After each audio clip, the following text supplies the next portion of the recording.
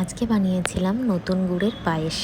তো দেখো, কড়াতে প্রথমে একটুখানি ঘি নিয়ে নিয়েছি, তারপর চালটাকে অ্যাড করে দিয়েছি, আর এই দিকে গরম জলের মধ্যে পাটালি গুড়টাকে গলিয়ে নিচ্ছিলাম একটু।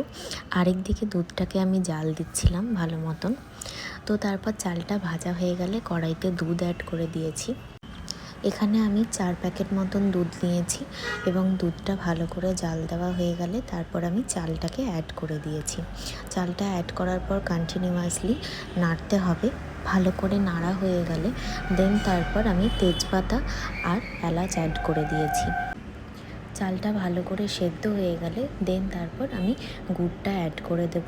চালটা দিয়ে কিন্তু আমি 20 মিনিট মতন সেদ্ধ করেছিলাম।